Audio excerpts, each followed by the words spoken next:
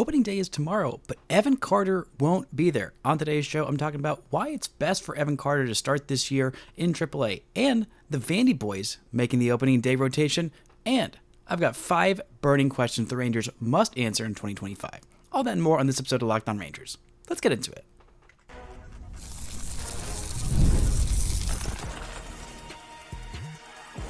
You are Locked On Rangers, your daily Texas Rangers podcast, part of the Locked On Podcast Network, your team every day.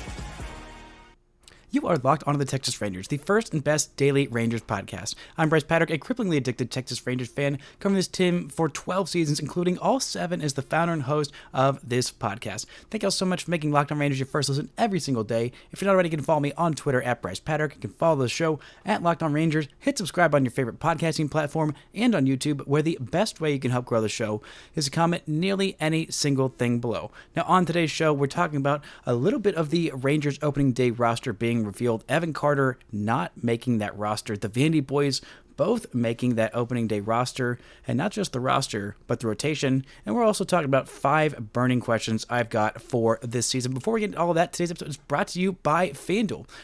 Right now, new customers can get $200 in bonus bets when your first $5 bet wins.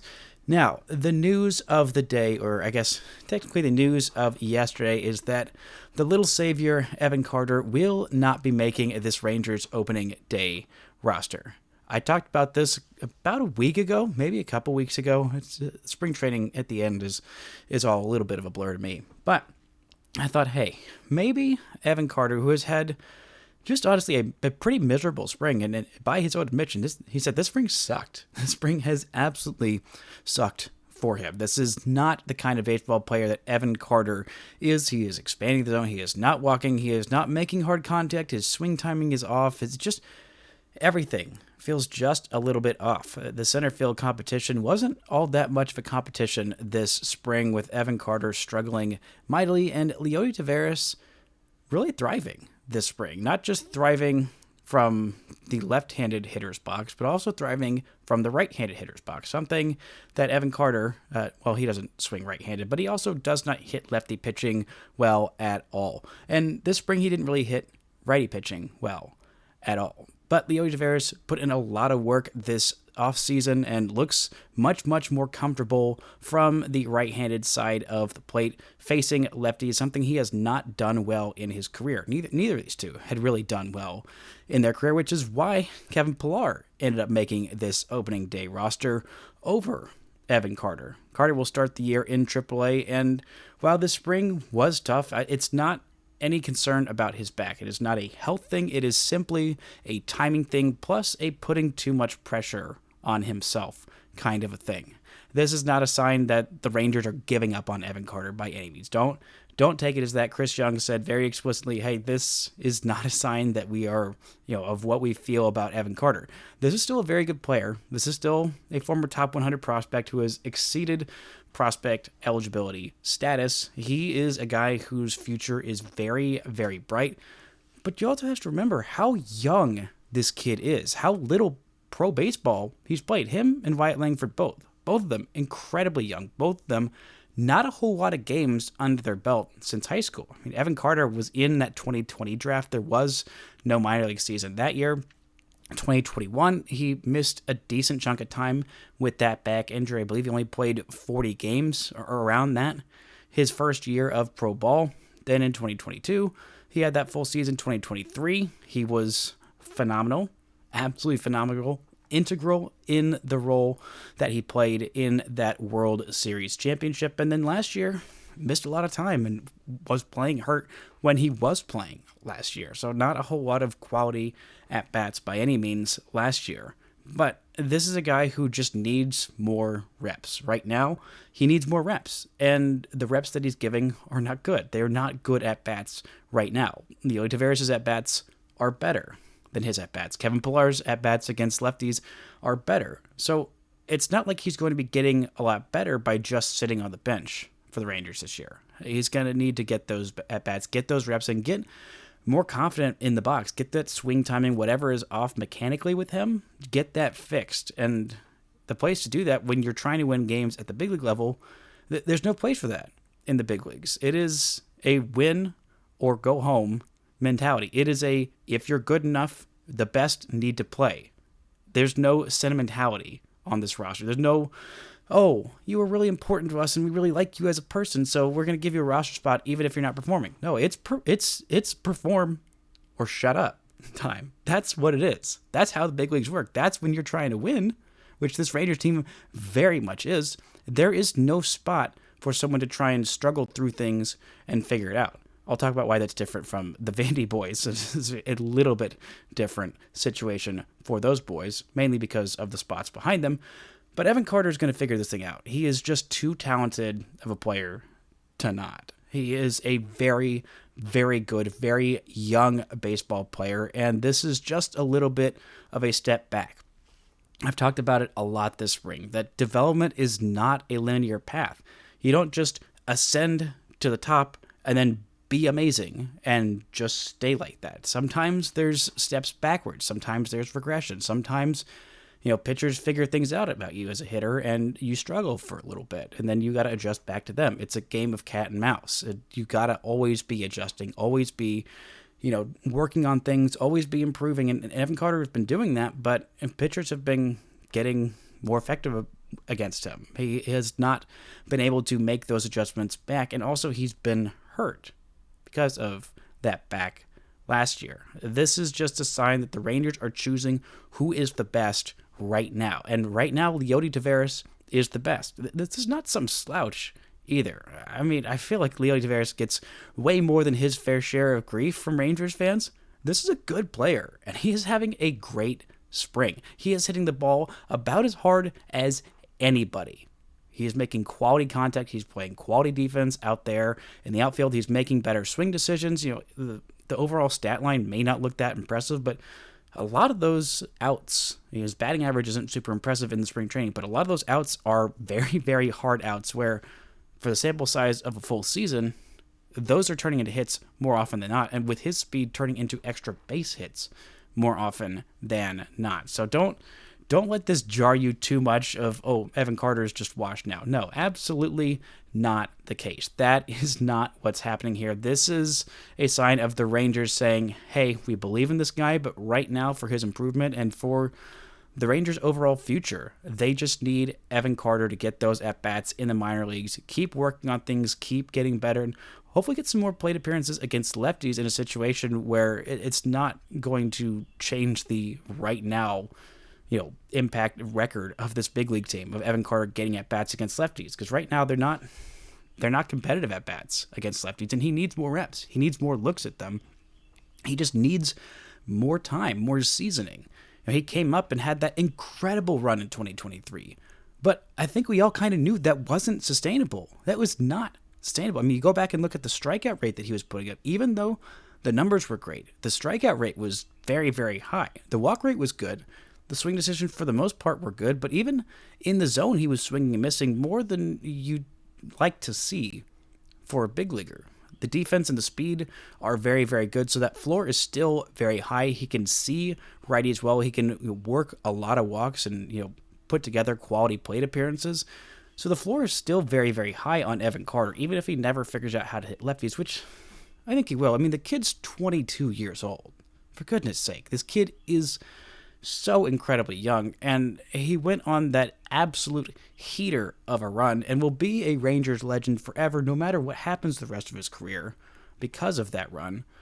But you got to keep remembering, this kid is so young, and he has missed big chunks of 2 seasons in his, 4 years as a professional baseball player? It's not a whole lot of games, and there is still room for improvement from Evan Carter. He is going to take this assignment well. He is a tough kid mentally. He is a smart kid. He, goes about his business like a grown adult and has since I first saw him in AA as basically a teenager. I mean, this kid has a good head on his shoulders. He is not going to let this rattle him. He's not going to let, struggles rattle him. That's the way baseball goes. There's a lot of struggles. There's a lot of growth. There's a lot of failure in baseball, and that's just part of the game. And Evan knows this. He is a baseball boy through and through. So it may come as a bit of a shock to a lot of Rangers fans. I think this is going to be best for him in the long term, and who knows how long this is actually going to last.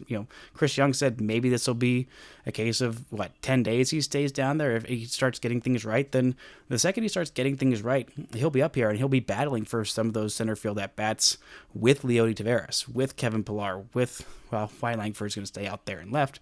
But this is not a sign of, Evan Carter's just bad now. This is a sign of this kid things are not quite right just yet, and the Rangers desperately need, for the long haul, for Evan Carter to get right. So this is a chance for him to do that and for them to keep winning games at the big league level. Coming up, we're going to talk about my 5 burning questions about this roster. We're going to look at what this rotation looks like to start the year, and is this what it's going to look like in the middle of the year? All that and more right after this. This show is brought to you by Just Ingredients. When it comes to fueling your body, quality matters. That's why Just Ingredients is changing the game with clean, high-quality products designed to support better health and peak performance. Just Ingredients offers NSF-certified line of protein powder, electrolytes, and pre-workout, and creatine as well, all rigorously tested to ensure that they're free from substances banned by major athletic organizations. Just Ingredients has also partnered with 2-time MVP Bryce Harper, who trusts their NSF sports-fueled sports line to help fuel his training and recovery. I've been trying out some of this pre-workout that I got, and it is so good. It is absolutely delicious. Cherry, limeade, oh my goodness, these things are so freaking good. I just love that Just Ingredients prioritizes wholesome, nourishing ingredients without the artificial junk. Visit justingredients.us and use code LOCKEDONMLB for 20% off. And for more wellness tips, follow at just.ingredients on Instagram. This show is also brought to you by Monarch Money. If you ever check your bank account and wonder, where did all my money go? Between dining out, online shopping, and entertainment, it's easy to lose track. That's where Monarch Money comes in, your personal CFO, giving you full visibility and control over your finances. Monarch Money isn't just a budgeting app, it's a complete financial command center. You can track all your accounts, investments, and spending all in one place, so you just stop managing your money and you start building wealth. Instead of juggling multiple apps, you can use Monarch to check your finances, track spending, and even plan long-term goals. Take control of your finances with Monarch Money. Use code LOCKEDONMLB at monarchmoney.com for 50% off your first year. That's monarchmoney.com, code LOCKEDONMLB for half off your first year. Shout out to the everydayers for making Locked On Rangers your first listen every single day. On tomorrow's show, I'll be back. We'll be at opening day. I'll be talking with Grant Schiller, making our predictions for the season and doing our debutante draft. There'll actually be 2 episodes in your feed tomorrow. There will also be a Locked On Rangers postcast. That is a new initiative. Jeff Biggs will be hosting the postcast, 15 to 20 minute game recaps after, I believe, every single game. So check out that in your feed. Really looking forward to all of that and my talk with Grant Schiller tomorrow. But let's get into these questions. There are 5 of them. They are burning right now. 5 burning questions for this season. The number one question that is burning me up this off season, or I guess for this regular season, this day before opening day, how ready are Kumar Rocker and Jack Leiter? That is going to be an important question for the Rangers to answer very quickly onto the season, and I think we'll know pretty quickly how ready these guys are. If they are absolutely ready to be a part of an everyday rotation role, then that is a great, great sign for the Rangers. I think this offense might be able to buoy them through some rough starts for these 2 kids and for some shorter starts from maybe Jacob deGrom early on in the season, maybe with Tyler Mahle. The Rangers are going to be asking a lot of Nathan Eovaldi, but these 2 kids, I think they're ready, especially after Kumar Rocker's last outing, the final game of the spring, where Jacob deGrom threw 70 pitches, where Kumar Rocker threw 70 pitches through 4 innings, and I know he walked a few more than we would have liked in 3 walks in 4 innings, but 8 strikeouts will play, and just 3 hits, no runs allowed, that will play. You know what else will play?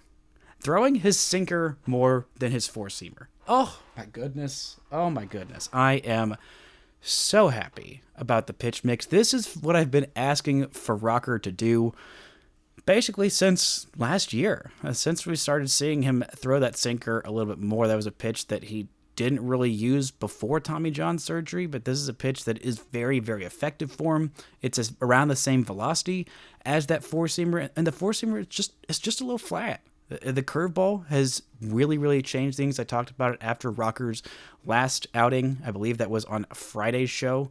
Maybe it was Friday of it was last Friday's show that I talked about what this meant for Kumar Rocker. Adding that and throwing it for strikes and getting it at swings and misses, it was just unhittable. It was absolutely unhittable against that Royals team. They took 7 swings at it. They fouled 1 off, and they swung and missed 6 times. You throw that in with the slider, the other version of that breaking ball, it's a little bit harder.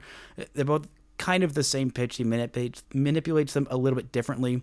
The curveball he didn't throw it as a curveball as much last year. He's been doing that much more frequently this year, using the slider version, the harder version of it, a little bit less. But they swung at the slider once in that game. He only threw 2 sliders. He threw 1 for a called strike, 1 for a swing, and it was a swing and a miss. So the breaking ball, he got 8 swings. 1 of them was fouled off. 7 of them were swings and misses. And not just that. We knew the breaking balls were good, but the four-seam fastball, throwing it less than the sinker. He threw the sinker 23 times. He threw the four-seam fastball 18 times. He got 4 swings and misses on 11 swings on that four-seamer. 4 swings and misses. He has not done that with the four-seamer because he's throwing it less frequently, because the pitch mix is good. It's working. It's what it needs to be. They're not sitting on that four-seam fastball and able to make hard contact with it. I mean, occasionally they'll square it up. It's the same thing with the sinker. He throws it in the middle of the plate a bit too much for my liking, but it's just the right amount of the pitch mix. Everything is working as it should. We only saw 1 changeup. We did finally see the cutter. He threw 5 of them in that game. The pitch mix is working for Rocker, and this curveball unlocks a lot of different things for him. Throwing it more frequently than the slider, I think, is a good move. He's landing it for strikes, and they just can't touch it. Even when it's in the zone, they just can't touch it. They haven't touched it all spring. It has been a phenomenal pitch, and I think that this will unlock a lot for him.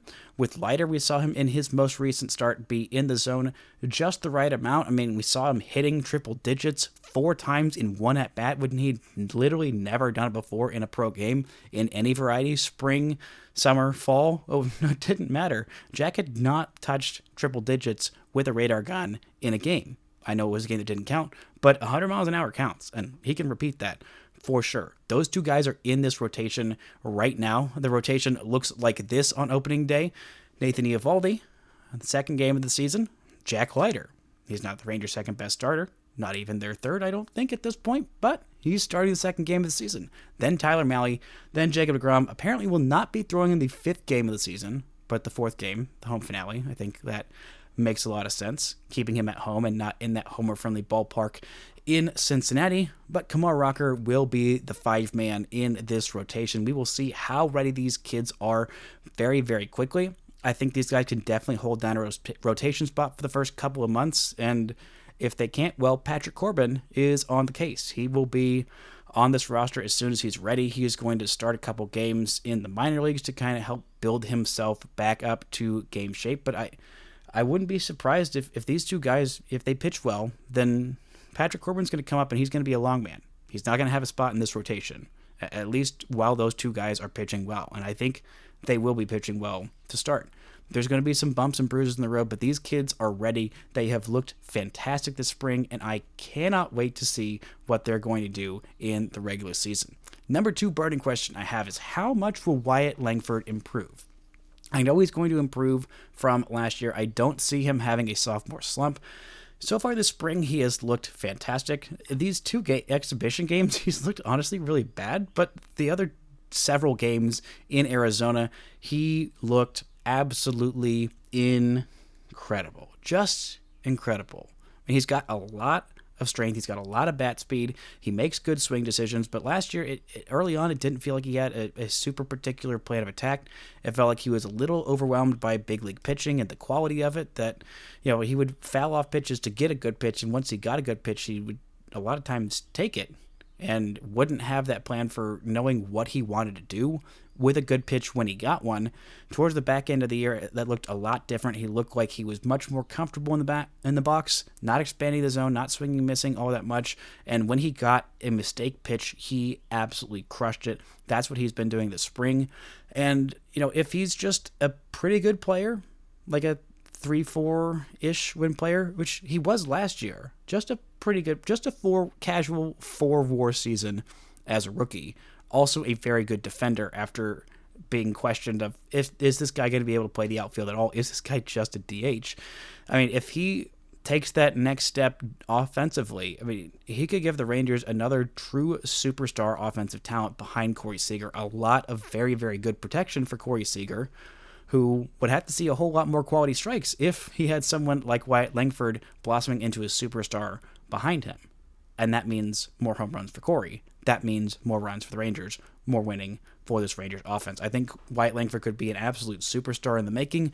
How quickly does he jump from pretty good player to exceptional player? I think that will tell a lot about how much this offense jumps forward this season. It's not all pressure on Wyatt Langford, but he could be a big fulcrum in this offense, taking it from pretty good offense to unbelievably fantastic offense. Coming up, we're going to talk about some of this bullpen and what new bats will be buoying this lineup the most. All that and more right after this.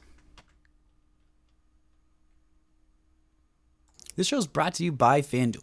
March Madness is here, and FanDuel is giving you the chance to get in on the action like never before. Right now, new customers can get $200 in bonus bets when your first $5 bet wins. That's $200 extra bucks you can use on everything from buzzer beaters to Cinderella stories and even who's cutting down the nets. I was just talking about Wyatt Langford, and maybe he makes that big old leap this year. If you think he's going to, you can go look at FanDuel's odds for him to be the MVP in the American League. Right now, the 11th best odds, plus 5,000. Corey Seager is the fourth favorite to win the AL MVP this year at plus 1,100. The only ones in front of him are, a couple of shortstops, Bobby Witt Jr., Gunnar Henderson, and then, of course, Aaron Judge at plus 300. The second favorite, Bobby Witt Jr., the Colleyville kid, the favorite to win AL MVP this year. So head to FanDuel.com, get in on the college hoops action all tournament long.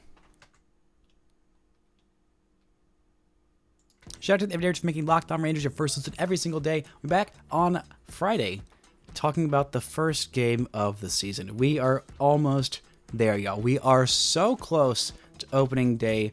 I can smell it in the air.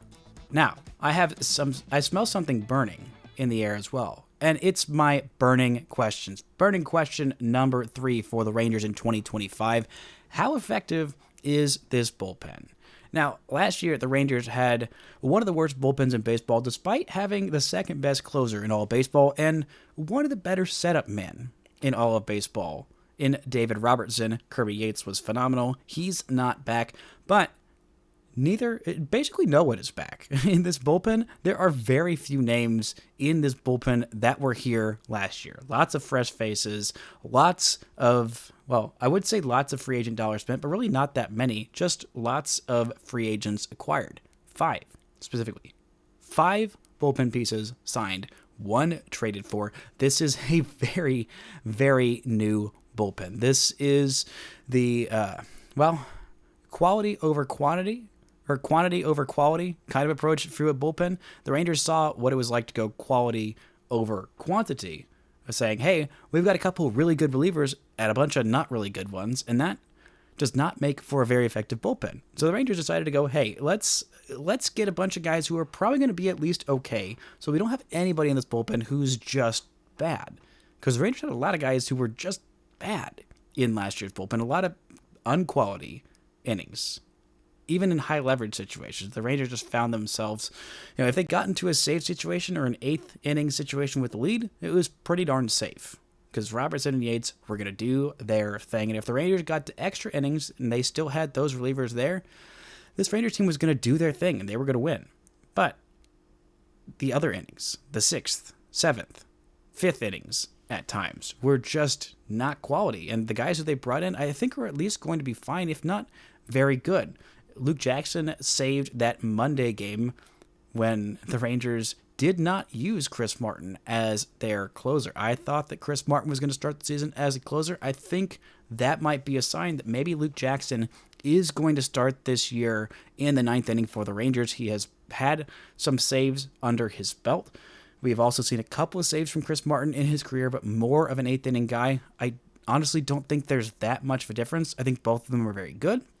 And I think the other guys they have behind them, in Hobie Milner, in Jacob Webb, in Mark Church, who made this opening day roster, congratulations to him, in Sean Armstrong, in Harrison Garabito, who's going to be asked to mop up some long relief innings, congratulations to him for making the opening day roster as well. I think that these guys are going to be at least solid, if not very good. And Mark Church will probably see in some high leverage spots. We'll also probably see him asked to go multiple innings. Patrick Corbin, I think, will be in that long relief role whenever he gets up to the big leagues, whenever he gets fully ready for the season, having been signed, a week ago, a week and a half ago, however long that was ago. Not very long, not long enough to get fully ready for the season. I think that the Vandy boys will take those starting spots and run with them, and I think right now they are even better options than Patrick Corbin. If the Rangers feel that way, who knows at this point? I'd rather see someone else in those long roles than the Vandy boys. If they're not going to be in the rotation, I think they should be in AAA because they need to be working on starting because they are just that good. The Rangers need them to be starters long term, and I think they both will be. And Patrick Corbin, no offense to him, I don't think he's part of the Rangers' long-term rotations. But as for this bullpen on the whole, will some of these guys be incredible? Yeah, I think so. I think one or two of these signings will be exceptional. I think one of them will end up being not very good. Who that is at this point, who knows? I think the Rangers have some options in the minor leagues for some depth options whenever Emiliano Teodo is ready to come up to the big leagues. I think he will force the issue and he will take someone's spot because he's just that darn good. I just think that this bullpen is much, much deeper than last year. And while I don't think it's going to be one of the best bullpens in baseball, it's definitely not going to be that Cleveland Guardians bullpen from last year. I think it's going to be in the top half, maybe verging on the top 10. And, when you've got a starting rotation that I think will be very good and a lineup that I think will be exceptional, I think that's fine to have just a pretty decent bullpen and not a bad one, which the Rangers have had quite a bit of in the last few years. Number 4, burning question. How much will these new bats buoy the lineup? The Rangers got a lot of new bats. From a down offensive year, they traded out Nathaniel Lowe. They brought in Jake Berger. He's going to hit a lot of home runs. Can he also walk some? Can he also have some decent on base? Can he cut down on those strikeouts a little bit? And, well, who knows how much of a defensive, unimprovement it will be from Gold Glover Nathaniel Lowe to Jake Berger. I think Berger will be fine defensively, but adding Jock Peterson, I think that is exactly the type of bat that the Rangers needed to add, to where if they do continue to have down years, continue to have downward trajectory from the guys who took steps back offensively last year, then the offense is still going to be pretty good. Also, Kyle Higashioka, I think, is an underrated signing. I think he is going to be a big part of this team. He's going to probably be the catcher on opening day, and I think he's going to add a lot to this offense, not just to this pitching staff by being a catcher that handles pitchers very, very well, calls game plans very, very well, and makes starting pitchers feel comfortable. I think this guy is going to add some pop to this lineup to where if Jonah Heim continues his downward trajectory, the Rangers will be just fine because Higgy has got them. And Jock Peterson and Jake Berger, those boys are going to add a lot of home runs, a lot of ability to hit fastballs, what the Rangers didn't do last year. And I'm really excited to see how much better this offense is in 2025 than it was in 2024. And honestly, I think it might be even better than it was in 2023. I mean, this is going to be a team that I think the starting rotation is going to be good. Not just okay, but good. And I think this lineup is going to be exceptional. Like, not just good, but straight up exceptional. Jock Peterson has been one of the most consistent hitters in baseball for the last half decade. He has just been a solid, 20-25% better than league average, basically every spot he's been at. And last year he was even better than that. I mean, he was one of the better hitters against right-handed pitching in all of baseball.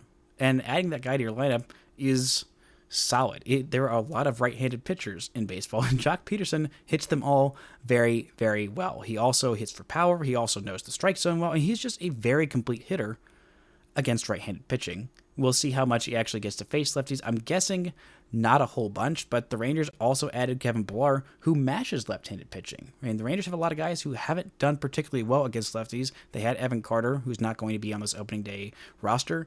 They have Leody Taveras, who overall hasn't done super well against left-handed pitching, but I think will be better this year. But they also have a couple other lefty mashers in Josh Young and in Wyatt Langford. So adding Kevin Pillar to that mix, I think all these bats the Rangers sign are going to improve this offense to where if the Rangers do continue to have some regression from these other guys, adding these kind of guys in to this lineup is going to bring them back to being not just a pretty good offense, but one of the best, if not the best, in all of baseball. And my number 5 burning question is, will the down-year bats bounce back to 2023 form? There were a lot of guys who just did not have good offensive seasons last year. It wasn't just one dude having a bad year offensively. It was quite a few. I mean, the Rangers lineup was incredibly deep in 2023. There was not a single bad bat in that lineup. Not a single one. Well, Austin Hedges was on the bench, but he was not in that lineup every single day. But Josh Young, having such an injured season, and when he was playing, he just was not quite right down the stretch. I think he is a big game changer for this Rangers offense. I'm really excited to see him just on the field. Just nobody hit him in the wrist, okay? Nobody hit him with a line drive in the thumb. No, nobody hit him, okay? Leave Josh Young alone. Let him stay on this field. Let him not have a freak injury that derails the season. I'm so sick for him these last couple of years of missing time with just these random things and him getting, labeled as injury prone. This is a really darn good baseball player and a really important part of this Rangers present and future, and a big part of why they were so darn good in 2023. Adolis Garcia had a really, really bad year in 2024. There's no denying that. He was exceptional in 2023. He was pretty good in 2022 and pretty darn good in 2021 as well. And, the start to the spring wasn't great for Adolis. The end of the spring has been fantastic. If this guy returns to 2023 form or is even better, which honestly this spring it's looking like he might be even better, there's significantly less pressure on him to be the offense like I think he was putting on himself last year. He looks healthier, and this could be a massive year for Adolis without all that pressure. I mean, having this many good bats takes the pressure off of everybody. It's like, okay, well, if I'm having a bad day or a bad week or a bad couple weeks, somebody else has got me. If I don't got everybody, then Corey Seager's got everybody. If Corey Seager doesn't have everybody, then maybe it's Wyatt Langford's week, or maybe it's Jock Peterson's week, or maybe it's Kyle Higashioka's week, or whoever. Maybe it's Jake Berger's week, or a couple of weeks. This lineup is so deep that a slump from one guy isn't going to derail him. He's not going to say, oh, well, because everybody's stinking it up. There's too many good bats for everybody to stink it up at the same time. Same with Marcus Semien, same with Jonah Heim. Not great years for either of them offensively last year. And I talked about it earlier this week of Marcus Semien. Every odd year, he finishes third in MVP voting since 2019. 2019 finished third in MVP. 2021 had the best season any second baseman has ever had. Gold Glove, Silver Slugger, record for most home runs by a primary second baseman. Then signed with the Rangers, bad in 2022. Finished third in MVP voting in 2023, and the Rangers won the World Series. Maybe 2025 is a bit of that as well for him and for Jonah Heim. But even if not, adding these new bats in, I think, will stabilize this lineup. And if the bats that regressed last year go back to being even just the average version of what's on the back of their baseball cards, this is going to be an absolutely phenomenal offense, if not one of the best the Texas Rangers have ever had. And that is an incredibly high bar to clear. That's going to do it for today's show. When I talk to y'all next, we're going to be at opening day. I am so freaking excited. Thank y'all so much for listening and subscribing. And until next time, don't forget to enjoy baseball.